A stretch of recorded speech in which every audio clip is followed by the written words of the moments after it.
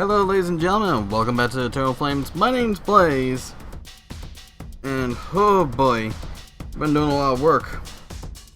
And when I say a lot of work, I mean like I've been doing work like on camera and off camera. I've been trying to get videos rendered out and everything else.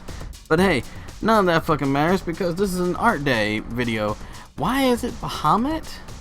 Well, let's give a little bit of a story there. So I've been writing a book for about a little over 10 years now. As to how many years, let's see, I think I started when I was like 16, so about 13 years going on 14. That's a long time.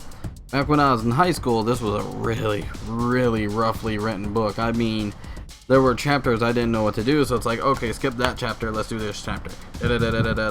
I'm making the typing sound despite the fact that I didn't actually type.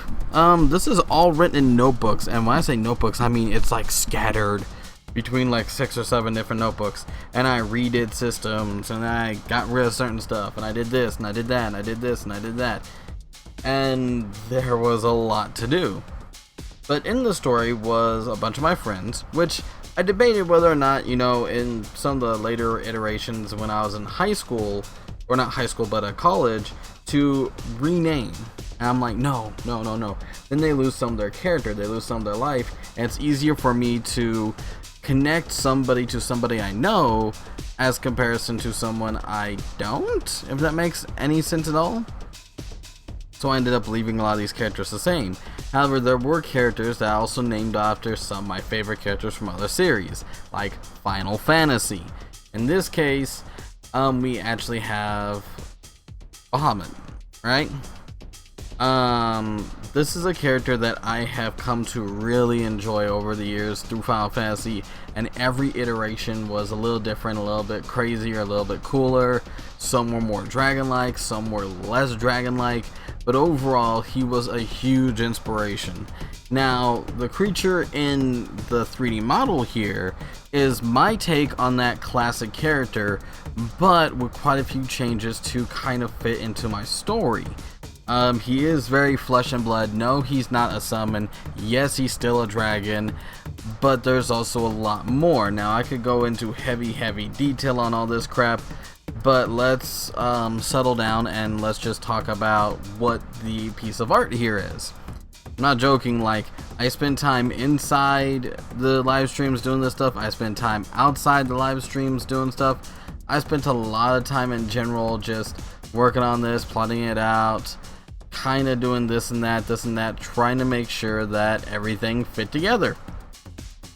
And for the most part, I was mildly successful. But something that I definitely needed to kind of push on is he had to have a certain mystique and mystery to him while still retaining certain features. One of his key abilities is, unlike other creatures of his standard, he doesn't like his size.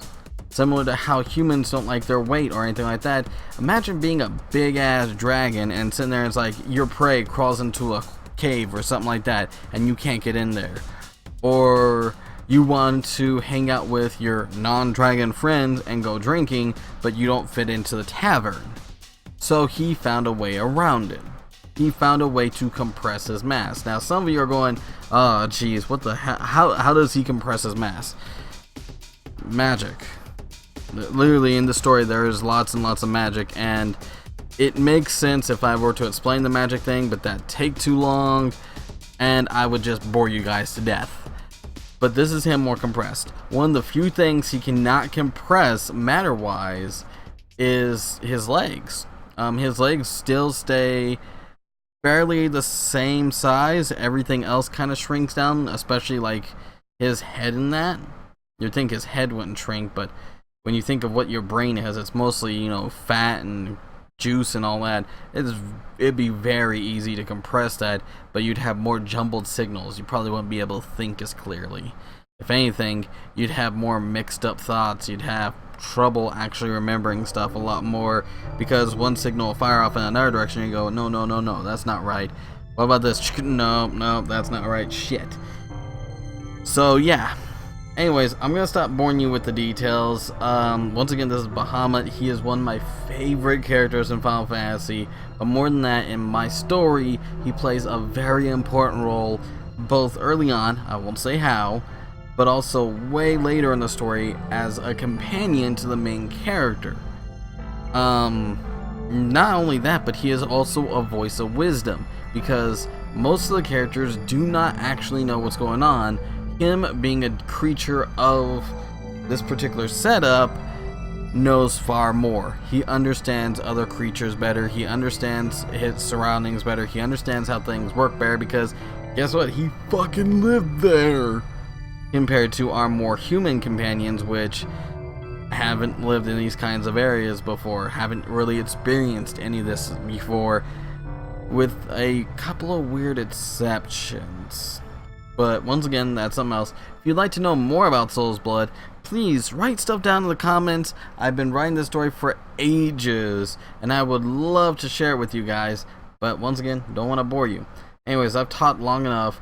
This is going to be a lot of fun, and I hope you guys enjoy the 3D model. It still has work to be done, but that work is going to be brought back into Maya and actually done a little bit cleaner.